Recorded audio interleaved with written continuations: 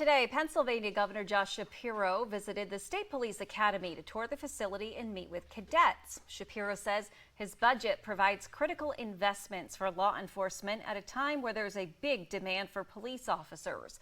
WENY Pennsylvania Capitol correspondent Brendan Scanlon joins us live with more on the governor's visit today and the funding he's proposing for state police. Brendan? Renata, good evening. That's right. Among Governor Shapiro's budget proposals for public safety include money for 4 new cadet classes for the state police, as well as a new state police fund, which could actually free up some infrastructure dollars.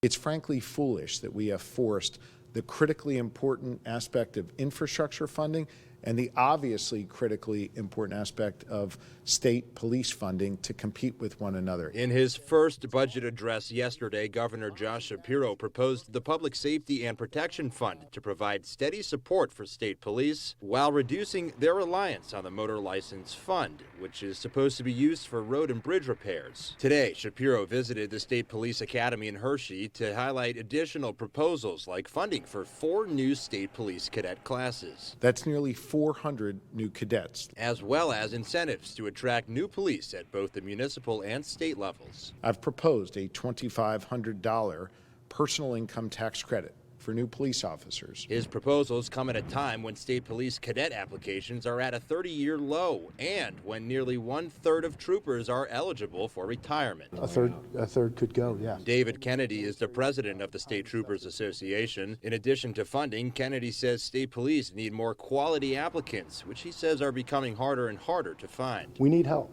We need the narrative to change. We need people to stop saying negative things about police officers and continue to support them the way that they should be supported. With a shortage of about 1,200 municipal police across Pennsylvania and many smaller rural communities to patrol, state police are forced to step up and protect. We get more and more responsibilities every single day, and we need the people to provide the services to keep the people of the Commonwealth safe.